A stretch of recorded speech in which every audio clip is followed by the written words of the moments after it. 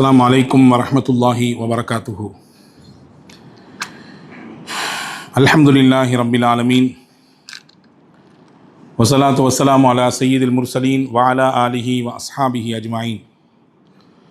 قال الله تعالى في القرآن الكريم والفرقان الحميد أعوذ بالله من الشيطان الرجيم بسم الله الرحمن الرحيم. يا أيها الذين آمنوا اتقوا الله ولتنظر نفس ما قدمت لغد واتقوا الله.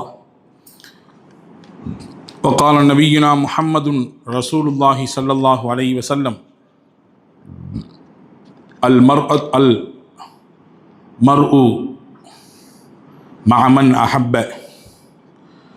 اللهم صل على سيدنا محمد وعلى آل سيدنا محمد وأنزله المقعد المقرب عندك يوم القيامة.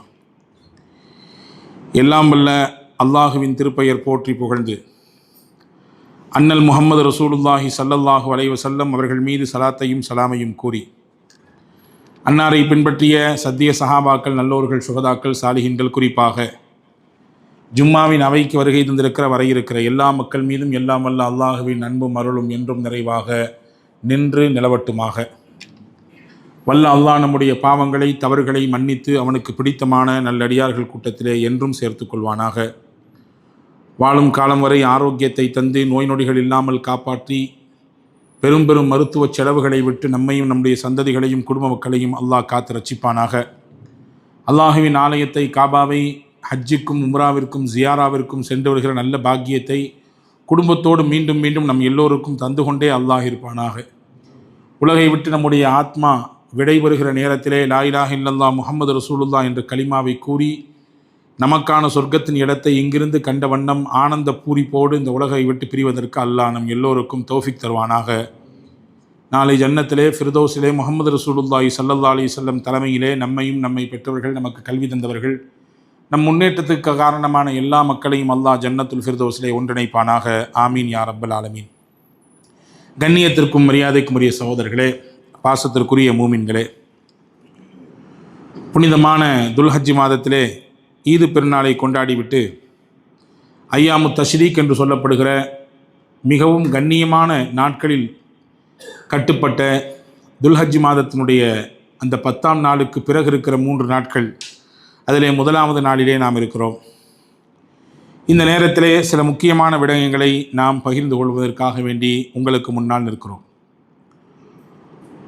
எல்லோரும் பாதுகாப்பு என்பதை வேண்டக்கூடியவர்கள்.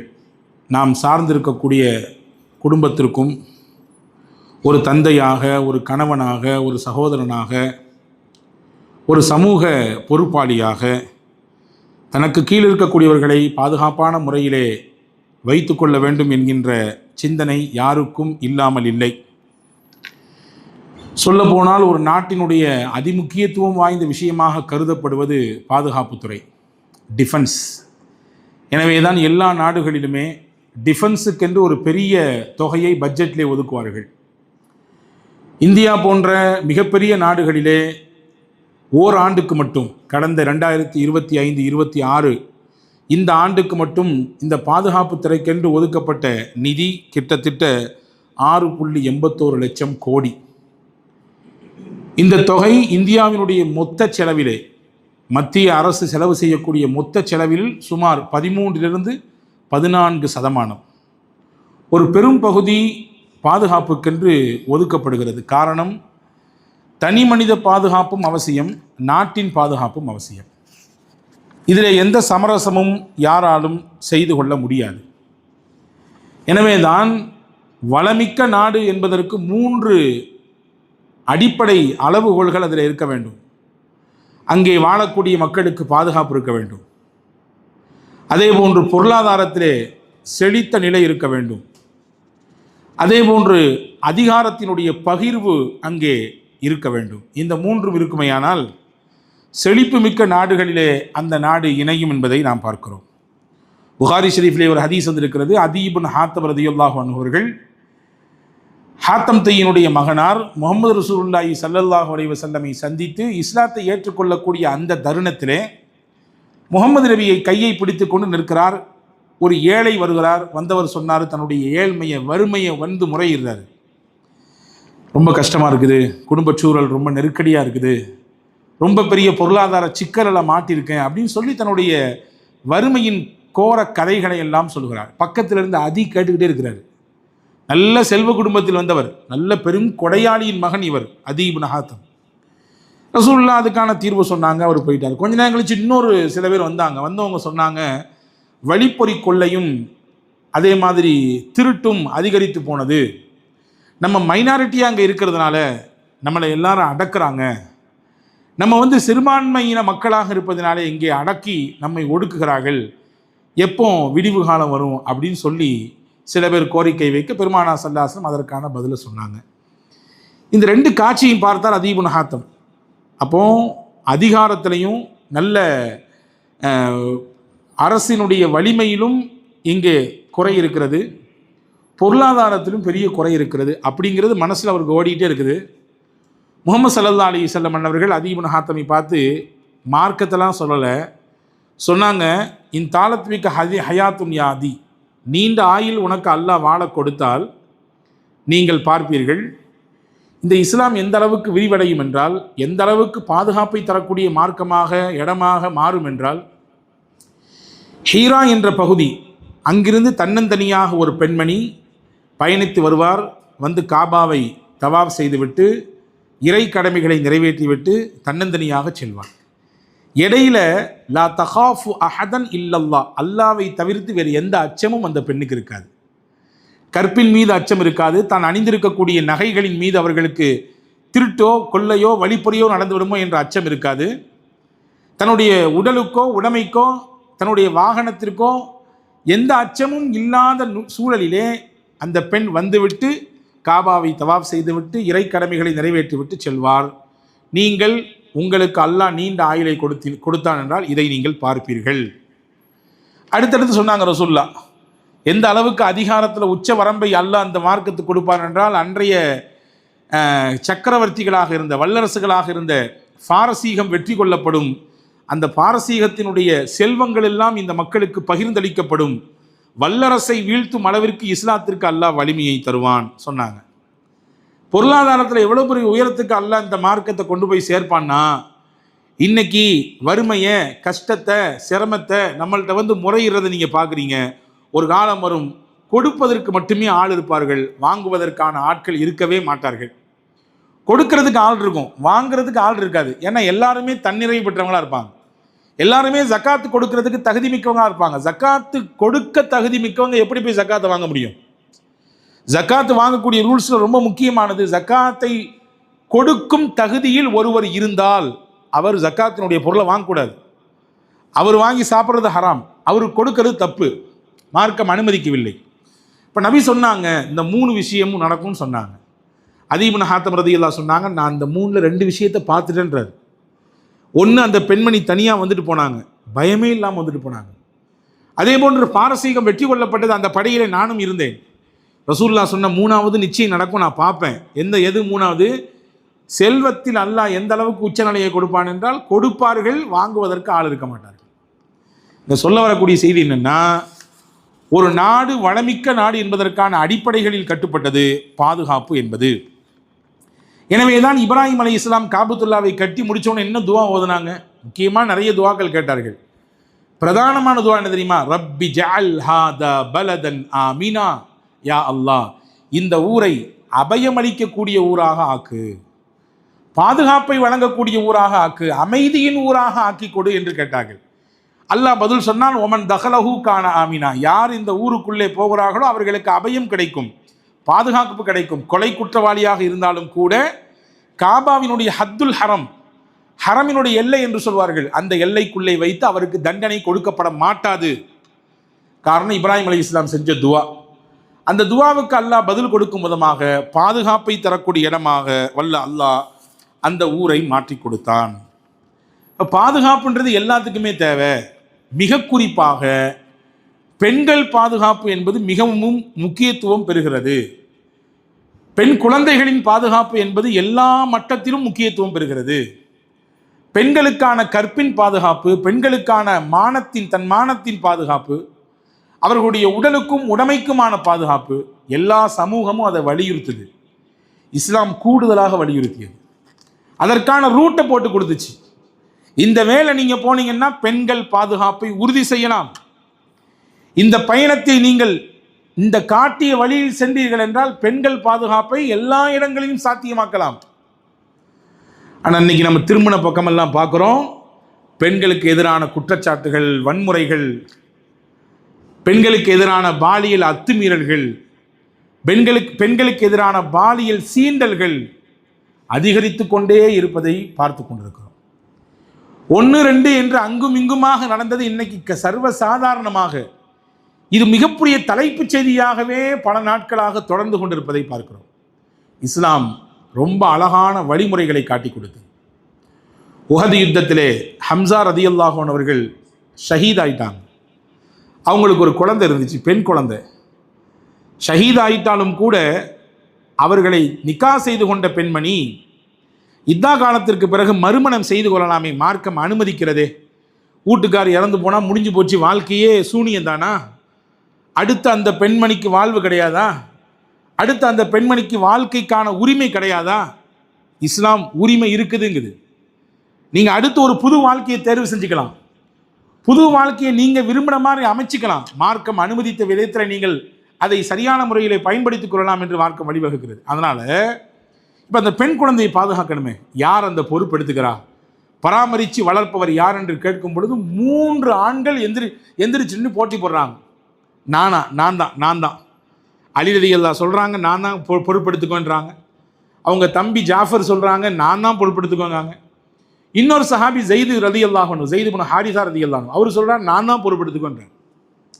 ஒரு பெண் குழந்தைக்கு 3 பேர் போட்டி. எதுக்கு? வளர்த்து ஆளாக்கி அவங்கள பராமரிக்க. எந்த மண்ணில் தெரியுமா அப்படி ஒரு மாற்றம் நடந்துச்சு? பெண் குழந்தை பிறந்தாலே முகம் சுழிச்சு போயிடுவாங்க, முகமெல்லாம் கருத்து போயிடும். அல்லாஹ் சொல்றான், யதவாரா மினல் கௌமி மின் சூஇ மா புஷ்ஷிர பிஹி. அல்லாஹ் கொடுத்த சுப செய்தியை கொண்டு அந்த பிள்ளைகளோடு எப்படி நடமாடுறது? முகமெல்லாம் அப்படி கருத்து போயிடும், சுருங்கி போயிடும். இந்த அவமானத்தை தூக்கிட்டா நான் சுத்த முடியும்? பெண் பிள்ளை பிறப்பது அவமானமாச்சே, யார்கிட்ட பொம்பளை பிள்ளைங்க இருக்குதோ அது அவமானத்தினுடைய அறிகுறியாச்சே. அப்படின்னு நினைச்ச சமுதாயத்தை நபி எப்படி மாற்றினாங்க? அந்த பிள்ளைங்களை பாதுகாத்தா சொர்க்கம் கிடைக்கும், அந்த பெண் பிள்ளைகளை சரியாக பராமரித்தால் அவர்களுக்கான அந்தஸ்து இறைவனிடத்தில் உயர்ந்தது என்பதினாலே, இதை சொல்லி கொடுத்து வளர்த்ததினாலே ஒரு பெண் பிள்ளைக்கு 3 பேர் போட்டி. கடைசி ரசூல் ஸல்லல்லாஹு அலைஹி வஸல்லம் ஜாஃபர் ரலியல்லாஹு கொடுத்தாங்கன்னு வருது. அந்த ஹதீஸ் வேற ரூட்ல போதும் வச்சுக்கோங்களேன். ரசூலுல்லாஹி ஸல்லல்லாஹு அலைஹி வஸல்லம் தேர்வு செய்து ஒரு இடத்திலே கொடுத்தார்கள். காரணம், அந்த யாரிடத்தில் கொடுத்தார்களோ அந்த ஜாஃபர் ரலியல்லாஹுடைய மனைவியும் அந்த குழந்தையினுடைய தாயும் உடன் பிறந்தவர்கள் என்பதனாலே தன் சகோதரியின் பிள்ளையை பக்குவத்தோடு பராமரிக்கக்கூடிய அந்த பண்பு இயற்கையிலேயே அந்த பெண்மணிக்கு அதிகம் இருப்பதினாலே அந்த பெண்கிட்ட அவங்கள்ட்ட பொறுப்பை கொடுத்தாங்க. இங்க சொல்ல வரக்கூடிய செய்தி என்னன்னா, நபிகள் நாயகம் ஸல்லல்லாஹு அலைஹி வஸல்லம் சமைத்த சமுதாயம் எப்படி இருந்தது என்றால், பெண் பிள்ளைகள் என்றால் தட்டிவிட்டு கை நழுவி விட்டு போய்விடலாம் என்கின்ற சிந்தனையை தாண்டி அதை பாதுகாப்பதையும் பராமரிப்பதையும் பாக்கியமாக கருதியது. பெண் பிள்ளைகளை பாதுகாப்பதையும் பராமரிப்பதையும் பாக்கியமாக கருதியது. இன்னைக்கு மதீனாவுக்கு போறவங்கெல்லாம் எல்லாரும் ஒரு இடத்துல போய் பார்த்துட்டு வருவாங்க. கிபிலத்தைன் பள்ளிவாசல் ஒரு பள்ளிவாசல், 2 கிபிலா உள்ள பள்ளி. அந்த பள்ளிவாசலுக்கு அருகாமையிலே பீரு ரூமா, பீரு உஸ்மான் என்ற பெயரிலே ஒரு கிணறு இருக்குது. உஸ்மான் ரலியல்லாஹு வாங்கி கொடுத்த கிணறு, அதுக்கு அந்த பேர் வச்சிருக்காங்கன்னு வச்சுங்களேன். அந்த கிணறு வாங்கி கொடுத்ததுக்கு பின்னணியிலே பல காரணங்கள் இருக்குது. முக்கியமான காரணம், தண்ணீர் பஞ்சம் மதீனால ஏற்பட்டுச்சு. ரொம்ப தூரத்தில் போய் தான் தண்ணீர் எடுத்து வந்து யூஸ் பண்ணணும், அந்த மாதிரியான ஒரு நிலைமை. இப்போ உஸ்மான் ரலியல்லாஹு தான் அந்த கிணற்றை அவன் சொல்ல விலையை விட 3 மடங்கு அதிகமான, யதார்த்தமாக அந்த மார்க்கெட்டில் அந்த இடத்துல இருக்கக்கூடிய விலை ஒன்று என்றால், அந்த நெருக்கடியை பயன்படுத்தி கொண்டு கிணத்தினுடைய உரிமைக்காரன், அதுக்கு சொந்தக்காரன் 3 மடங்கு அதிகமாக சொன்னான். உஸ்மான் ரலியை வாங்கி கொடுத்தாங்க. முக்கியமான காரணம் தண்ணீர் பஞ்சம். இன்னொரு முக்கியமான காரணம் என்ன தெரியுமா? மதீனாவுடைய அவுட்டரில் இந்த இடம் இருக்கிறதுனால வந்து போகக்கூடிய இடையிலே யூதர்கள் பெண்களிடத்திலே சில்மிசம் செய்தார்கள். காரணம், அந்த கிணறு ஒரு யூத கூட்டத்திற்கு சொந்தமானது. அங்கே வந்துட்டு தண்ணி எடுக்கும்போது சில சீண்டல்கள் நடந்துச்சு. சில பல நேரத்தாமதம் ஏற்பட்டது, பெண்களுக்கு சில அசௌகரியங்கள் ஏற்பட்டது. இதை கருத்தில் கொண்டு ஸல்லல்லாஹு அலைஹி வஸல்லம் தண்ணீர் பஞ்சத்தையும் போக்கணும், இந்த நிலையையும் மாற்றணும், யார் இந்த கிணறை வாங்கி தருவா அவங்களுக்கு அல்லாஹ் சொர்க்கத்தை பகரமாக தருவான்னாங்க ரசூல். ஒரு பெண் பாதுகாப்பை உறுதி செய்வதற்கு பெருமானார் கொடுத்த அதற்கான பரிகாரம் என்ன தெரியுமா? சொர்க்கம் நாங்கள் ரசூல், சொர்க்கம் நாங்கள். இதை விட அழுத்தம் திருத்தமாக எந்த வழிகளும் பெண்ணுடைய பாதுகாப்பை பற்றி பேசியதாக நமக்கு தெரியவில்லை. நம்ம எல்லாருமே ஹஜ்ஜி பெருநாள் சொன்னால் இப்ராஹிம் நபியை பற்றி பேசுவோம், ஹாஜர் அம்மாவை பற்றி பேசுவோம். ஆமாம் தானே? ஹாஜரா அம்மாவை பற்றி பேசுவோம். அவங்க ஓடினாங்க, சை செஞ்சாங்க, பிள்ளை இஸ்மாயிலை வைத்துக்கொண்டு அவர்கள் செய்த தியாகம், இதையெல்லாம் நாம் வருடம் கேட்கக்கூடிய செய்தி. ஹாஜரா அம்மாவினுடைய இன்னொரு இப்ராஹிம் அலி இஸ்லாமுடைய இன்னொரு துணைவியாக இருந்தாங்க. அந்த அம்மாவுக்கு பேர் சாரா. அவங்க தான் முதல் மனைவி. சாரா அம்மாவும் இப்ராஹிம் அலி இஸ்லாமும் ஷாமிலிருந்து, ஷாம் என்றால் இன்றைய சிரியா என்று வைத்துக் கொள்ளுங்கள், மிஸ்ருக்கு போகிறாங்க. ஈஜிப்த் பயணமாகக்கூடிய சமயத்தில் ஈஜிப்தை வந்தடைந்ததற்கு பிறகு அந்த ஊரில் ஒரு கொடுங்கோல் மன்னன் இருந்தான்.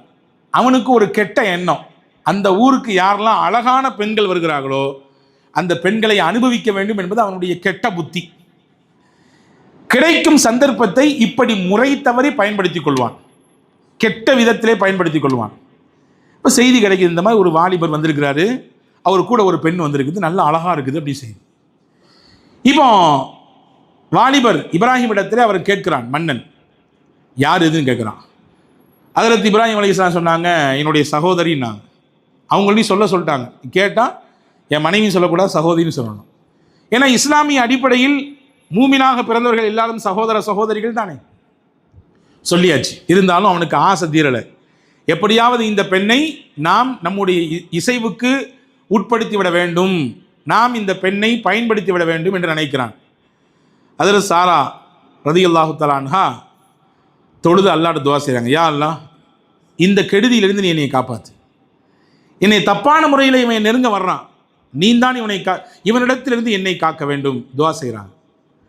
சஹீஹுல் புகாரில் ஹதீஸ் வருகிறது, பக்கத்தில் நெருங்கி போய் அந்த பெண்ணை தொட போனான். திடீரென்று ஒரு நடுக்கம் ஏற்பட்டது, அப்படி கைகாலெலாம் உதறுது, ஒரு விதமான வலிப்பு நிலையை போன்று வருது, கைகாலெலாம் இழுத்துக்கத்தை பார்த்து அந்த வாழ்க்கையிலே அவனுக்கு முதல்ல நடக்குது. இப்படி நடந்த ஒன்றை பார்த்து பதறான், என்னை விட்டுருங்க, நான் ஒன்றும் செய்ய மாட்டேன், என்னை விட்டுருங்க, நான் உங்களை ஒன்றும் செய்ய மாட்டேன். உடனே துவா செய்கிறாங்க. அந்த நிலை மாறுது. மாறின பின்னாடி மறுபடியும் போதை தலைக்கேறினவன் சாரா அம்மா பக்கத்தில் போகிறான். மறுபடியும் அவனுக்கு கைகாலெலாம் பதட்டம் அடிக்குது, ஒரு விதமான வலிப்பு நிலை ஏற்படுது. மறுபடியும் சொல்கிறான் விட்டுருங்க அப்படிங்கிறான். மூணாவது முறை அதே போன்று சென்றான், அதே போன்ற நிலை ஏற்பட்டது. இப்போ ஹஜரத் சாரா அம்மா அல்லாஹ்விடத்தில் கேட்டார்கள், யா அல்லாஹ் இப்பொழுது மூணாவது முறையும் என்னை நெருங்க வருகிறான், இப்போ மன்னிப்பு கேட்குறான், என்னை விட்டுருங்க, நான் இதை செய்ய மாட்டேன் இனிமேன்றான், எனவே அல்லாஹ்வே நீ மன்னித்து விடு என்று சொல்கிறார்கள். அதற்கு அடுத்து புரிந்து கொண்டான், இந்த பெண் சாதாரண பெண் அல்ல, ஏதோ ஒரு இறை சக்தியை உள்வாங்கி இருக்கிறது, எனவே இந்த பெண்ணுக்கு பக்கத்தில் நெருங்க முடியாது என்று நினைத்து தான் செய்த குற்றத்திற்கு, தான் செய்த இந்த ஒழுங்கீனமான செயலுக்கு மனம் வருந்தியோ அல்லது தனக்கு ஏற்பட்ட இந்த நெருக்கடியிலிருந்து நான் முழுமையாக வெளியாக வேண்டும் என்று நினைத்தோ அந்த பெண்ணுக்கு ஒரு அன்பளிப்பு கொடுத்தான். அந்த அன்பளிப்பாக கிடைக்கப்பட்ட பெண் தான் ஹாஜர். அந்த அன்பளிப்பாக கிடைக்கப்பட்ட பெண் தான் ஹாஜர். அந்த ஹாஜரை தான் சாரா அம்மா தன் கணவனுக்கே நிக்கா செய்து வச்சாங்க. ஏன்னா குழந்தை இல்லாமல் இருக்காங்க. சாரா அம்மாவுக்கு இப்ராஹிம் அலைஹிஸ்ஸலாமும் குழந்தை இல்லை. இந்த பெண்ணை தனக்கு கிடைத்த அன்பளிப்பாக கிடைத்த பெண்ணை இப்ராஹிம் அலைஹிஸ்ஸலாமும் கல்யாணம் முடிச்சு வைக்கிறாங்க. அது தனி கதை. இப்போ செய்தியை சொல்கிறேன் கேளுங்க. பாலியல் சிந்தனையோடு ஒரு இறை தூதரின் மனைவியை நெருங்கக்கூடிய காலகட்டத்திலே அல்லாஹ் நேரடியாக தன்னுடைய உதவியை கொடுத்து அந்த பெண்ணை காத்தான். நேரடியாக தன்னுடைய உதவியை கொடுத்து காத்தான். காரணம், பெண்ணின் மகிமை என்பது உயர்தரமானது. அதிலும் குறிப்பாக நபிமார்களுக்கு துணைவியாக வருபவர்கள் என்பவர்கள் சாதாரணப்பட்டவர்கள் அல்ல, இறைவனால் தேர்ந்தெடுக்கப்பட்டவர்கள். அவர்களுக்கு எந்த விதமான நிலைப்பாடும் இந்த உலகத்தில் இப்படியான ஒரு விதமான சகிக்க முடியாத நிலையில் வந்துவிடக்கூடாது என்று அல்லாஹ் முடிவு செய்தார். அன்பான சகோதரர்களே, எனவே தான் பெண்களுக்கு எதிராக குற்றங்கள் நடக்கிற பொழுது பெருமானார் ஸல்லல்லாஹு அலைஹி வஸல்லம் கடுமையாக கோபப்பட்டிருக்காங்க.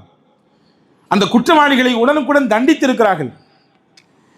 இப்னு மாஜாவிலே ஒரு ஹதீஸ் இருக்கிறது, அபூதாவுதிலே ஹதீஸ் இருக்கிறது, முஸ்னத் அஹமதிலே இந்த ஹதீஸ் இருக்கிறது. சையதுனா ரபாஹ் பின் ரபீ ரலியல்லாஹு அன்ஹு இந்த ஹதீஸ் அறிவிப்பு செய்கிறாங்க.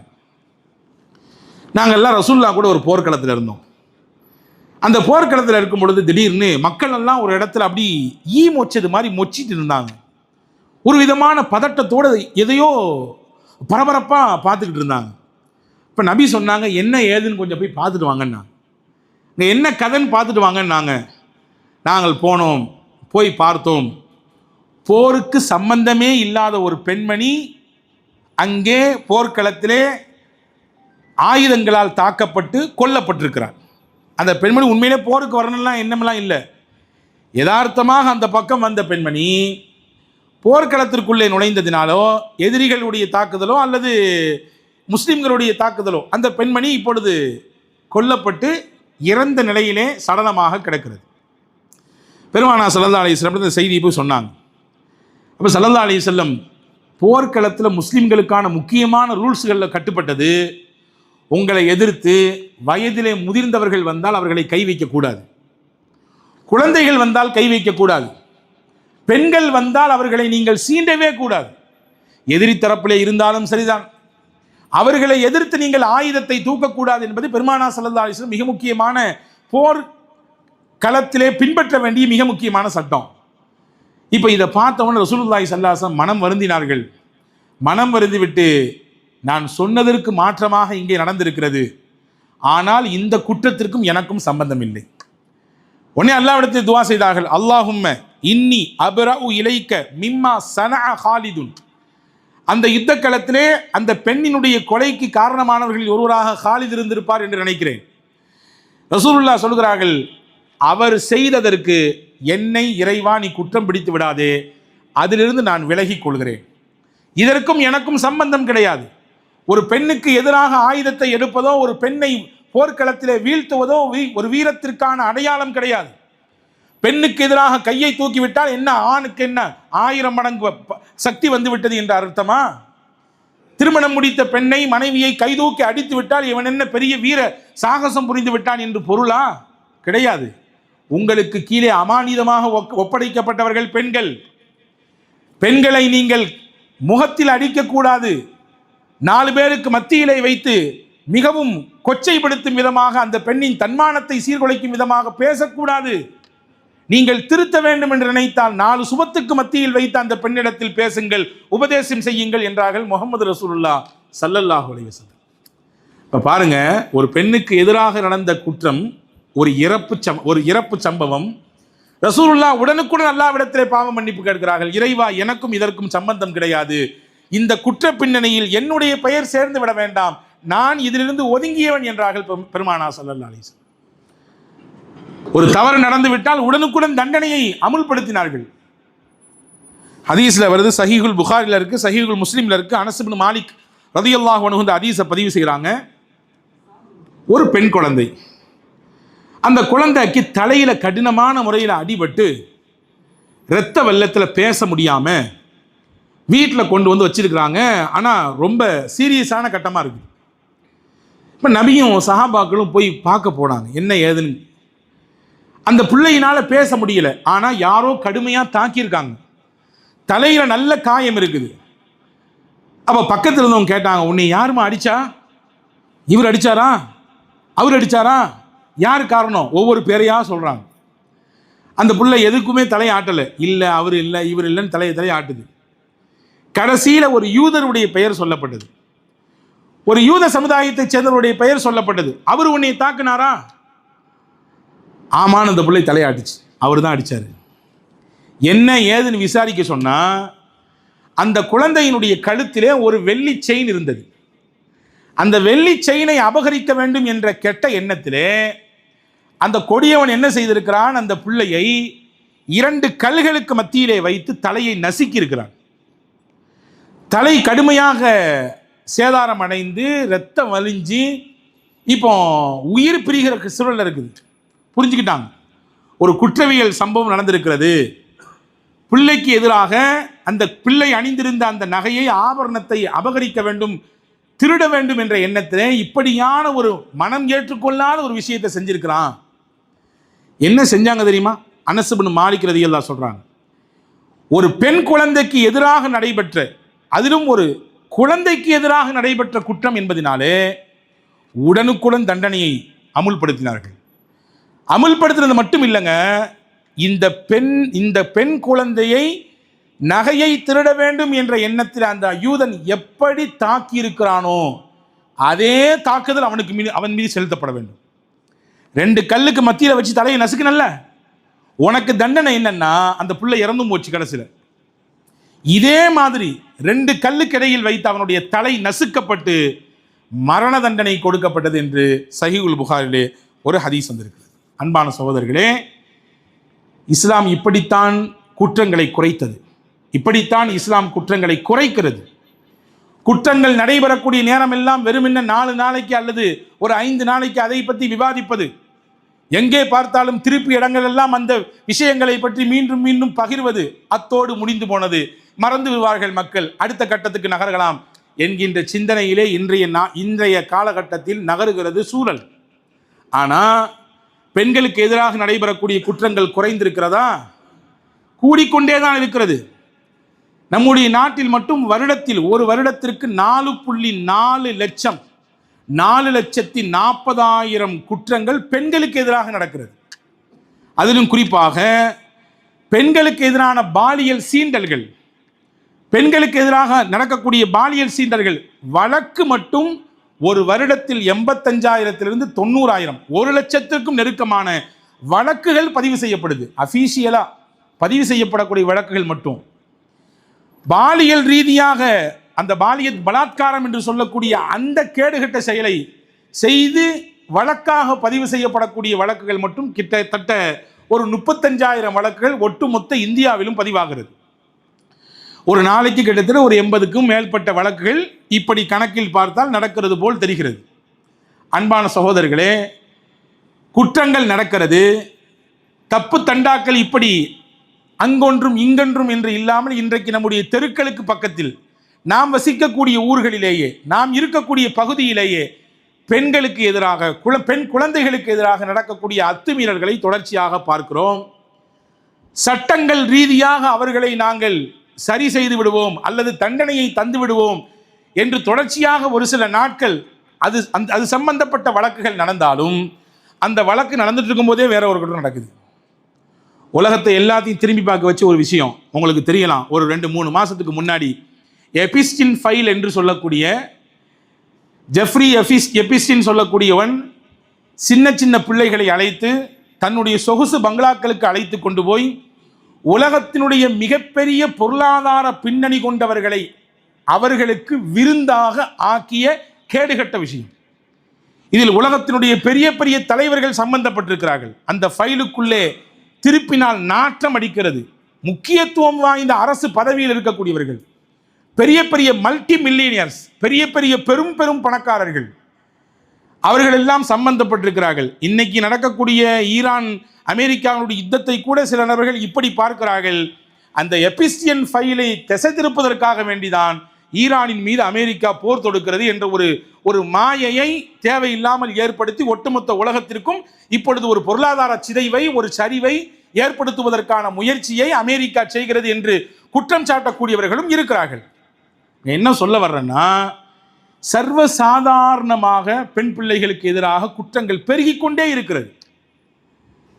ஒரு வாரத்துக்கு முன்னால் கோயம்புத்தூரிலே, சூலூரிலே 10 வயது குழந்தை, பக்கத்து வீட்டில் இருக்கக்கூடியவன், சொல்வதற்கே நாவு தயங்குகிறது. அந்த காதுகளிலே அந்த செய்திகளை கேட்கும் பொழுது உள்ளமெல்லாம் கனத்து அழுகிறது. நமக்கே இப்படி என்றால் பெற்றவர்கள், அந்த பிள்ளைக்குரிய உறவுக்காரர்கள் நிலைமை எப்படி இருக்கும் என்பதை யோசிக்கிறோம். அந்த பிள்ளையிடத்திலே தகாத முறையிலே வல்லுணர்வோடு நடந்து கொண்டது மட்டுமல்லாமல் முகத்தை சிதைத்து கைகால்களை உடைத்து ஒரு கண்மாயிலே தூக்கி போட்டுவிட்டு குற்றவாளி ஓடி போய்விட்டான். இப்போ தேடி கண்டுபிடிச்சிட்டாங்க, அவன் மீது கேஸ் நடக்குது. எல்லாரும் சொல்கிறாங்க, கடுமையான முறையில் அவனுக்கு பனிஷ்மெண்ட் கொடுக்கணும், விட்டுறக்கூடாது சும்மா. கொடுக்கக்கூடிய தண்டனை எப்படி இருக்குன்னா, அடுத்து இந்த மாதிரி யாருக்கும் செய்ய என்ன வரக்கூடாது. நடந்து ஒரு வாரம் தாங்க ஆச்சு. நேற்றைய செய்தி தெரியுமா? நம்முடைய சென்னையிலே வேளச்சேரியிலே 61 வயது மதிக்கத்தக்க ஒரு மூதாட்டி 5 பேர்கள் சேர்ந்து பாலியல் துன்புறவுக்கு ஆளாக்கப்பட்டிருக்கிறார். இங்க பக்கத்தில் இன்னும் அந்த கேஸ்ல இருந்து வெளியவே வரல. அந்த 10 வயசு குழந்தையினுடைய விஷயத்திலிருந்து இன்னும் தமிழ்நாடு வெளியே வரவில்லை. கனத்த இதயத்தோ அந்த விஷயத்தை பார்க்கிறது. இது நடந்துட்டு இருக்கும் போது இங்க 61 வயசு, அங்க எத்தனை வயசு? 10 வயசு குழந்தை. இங்கிட்ட 61 வயசு மதிக்கத்தக்க ஒரு வயது முதிர்ந்த பெண்மணி, ஒரு பேர் இல்லை 5 பேர் வாக்கிங்கு போன பெண்ணுக்கு இப்படி பாலியல் தொல்லை கொடுக்கப்பட்டு இப்போ அந்த அம்மாவை தூக்கி மருத்துவமனையில் வச்சு சிகிச்சை பார்த்துட்டு இருக்கிறாங்க. இப்போ இது குறையிற மாதிரியே தெரியல. நாளுக்கு நாள் இந்த வன்மத்தோடும் வெறுப்போடும் ஒரு விதமான இறுக்கமான மனநிலையிலும் பெண்களுக்கு எதிரான, குழந்தைகள் என்றும் தெரிய மாட்டேங்குது, வயதுல மூத்தவங்க என்றும் தெரிய மாட்டேங்குது, குழந்தை ஏன் புள்ள வயசு மாதிரிலாம் இருக்குது அப்படின்னு உணர்வு இல்லை, எங்க பாட்டி வயசாச்ச, எங்க அம்மாவுடைய வயசாச்ச அப்படின்ற உணர்வும் இல்லை. என்ன காரணம்? என்னதான் செய்யறது? ஒரு முடிவுக்கே வராதா? ஏதாவது மாற்றம் கிடைச்சிடாதா? ஏக்கம் எல்லாருக்கும் இருக்கத்தான் செய்கிறது. இஸ்லாம் ரொம்ப அழகான தீர்வை சொல்கிறது. சட்டத்தை இருக்குங்கள், உடனுக்குடன் தண்டனையை மக்கள் மன்றத்தில் வைத்துக் கொடுங்கள், மக்கள் பார்க்க வேண்டும், அந்த இடத்தில் வைத்து இந்த குற்றவாளிகளுக்கு தண்டனை வழங்கப்பட வேண்டும். நான் கூட சொன்னேன், உமர் ரலியல்லாஹுடைய காலத்திலே உமர் ரலியல்லாஹுவின் மகனார் வெளியூரிலே இருந்தார், மது குடித்து விட்டார், ஜனாதிபதியின் மகன் என்பதனாலே குற்றம் நிரூபிக்கப்பட்டது, தண்டனை வழங்கப்பட்டது. ஆனால் ஒரு சின்ன ஒரு எக்ஸ்கியூஸ் என்ன தெரியுமா?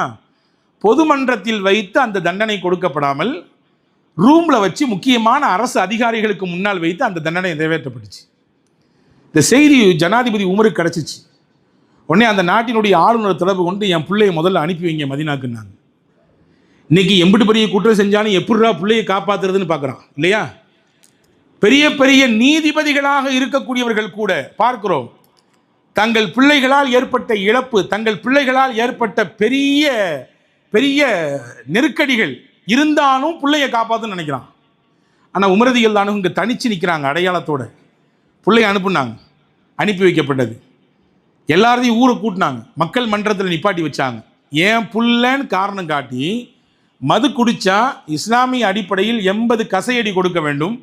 ஆனால் ஆளுநர் தப்பு பண்ணிட்டாரு, ஏன் புள்ளன்னு காரணம் காட்டி 80 அடி கொடுத்துருக்காங்க, ஆனால் மக்கள் மன்றத்தில் வச்சு கொடுக்கல, அதை நான் மறுபடியும் செய்ய போகிறேன் அப்படின்னு செஞ்சாங்க.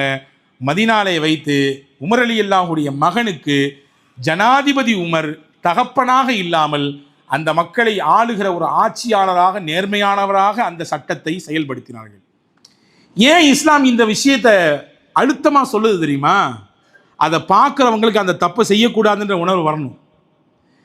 திருடினால் கைவெட்டு, இஸ்லாம் சொல்லுவது என்ன? காட்டு மிராண்டித்தனமா இது அப்படின்னு என்ன தோணுது நிறைய பேத்துக்கு. அது அல்ல, திருடக்கூடாது என்ற சிந்தனையை ஆழமா விதைக்குது உள்ளத்துல.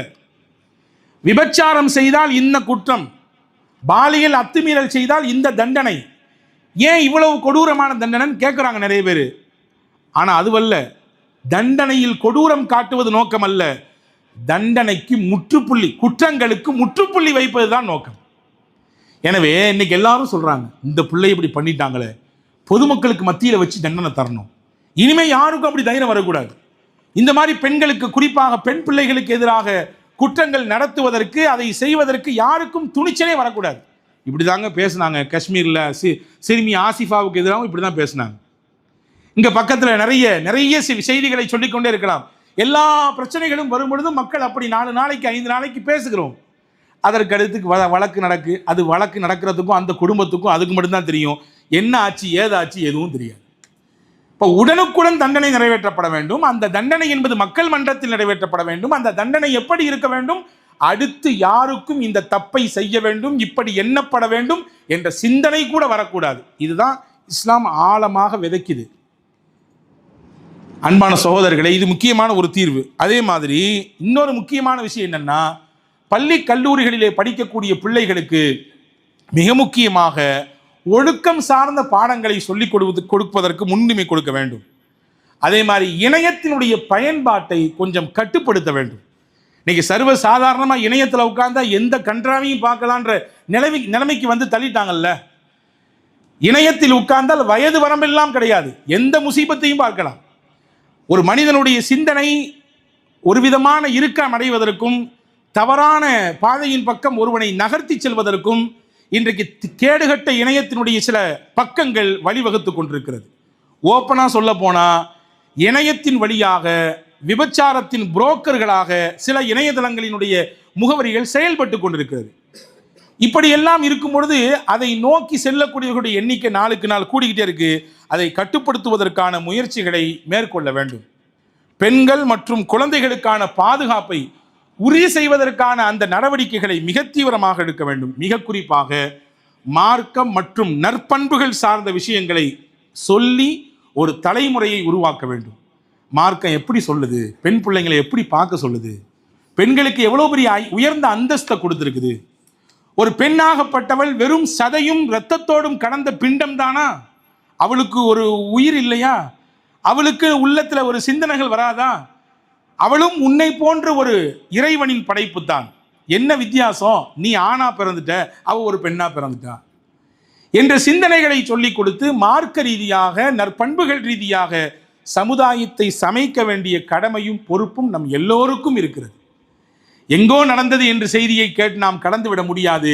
நம்முடைய வீட்டினுடைய பெண் பிள்ளைகளையும் பாதுகாக்க வேண்டிய பொறுப்பு இருக்குது. இந்த காலத்தில் தாங்க நம்ம வீடுகளில் வளரக்கூடிய சின்ன சின்ன பிள்ளைகளுக்கு 6வது வகுப்பு படிக்கக்கூடிய பிள்ளைகள் 5வது வகுப்பு படிக்கக்கூடிய பிள்ளைகளுக்கு சொல்லித்தர வேண்டியது இருக்குது. எந்த டச்சு நல்ல டச்சு, எது நல்ல டச்சுமா, இங்கே தொட்டா அங்கே தொட்டா அது நல்ல டச்சு, இப்படி தொட்டா அது பேட் டச்சுமா, புரிஞ்சுக்கோ என்று சொல்லித்தர வேண்டிய ஒரு அவலமான ஒரு சூழலிலே சமூகம் நெருக்கடியிலே தள்ளப்பட்டிருக்கிறது. ஒன்றை மட்டும் புரிந்து கொள்வோம், பாலியல் அத்துமீறல்களை சட்டத்தால் மட்டும் நாம் சுருக்கி குறைத்து விட முடியாது. அதை தாண்டி மனித மனங்கள் மாற்றம் அடைய வேண்டும். அதற்கான ஒரு ஒழுக்க புரட்சியை சமூகத்தில் எடுத்து செல்ல வேண்டும். அந்த ஒழுக்க புரட்சியின் வழியாகத்தான் இந்த மாதிரியான இந்த பாலியல் அத்துமீறல்களை, பாலியல் சீண்டல்களை முடிவுக்கு கொண்டு வர முடியும். அதற்கான மிகச்சிறந்த தீர்வை இஸ்லாம் காட்டுகிறது. எல்லாம் வல்ல அல்லாஹ் அதை சிந்திப்பதற்கும் செயல்படுவதற்கும் தொடர்ச்சியாக அதை மக்கள் மன்றத்தில் எடுத்து சொல்வதற்குமான நல்ல வாய்ப்பை உங்களுக்கும் எனக்கும் எல்லா மக்களுக்கும் அல்லாஹ் வழங்கட்டுமாக. ஆமீன். வாஹிரு தாவானா அல்ஹம்துலில்லாஹி ரப்பில் ஆலமீன். அஸ்ஸலாமு அலைக்கும்.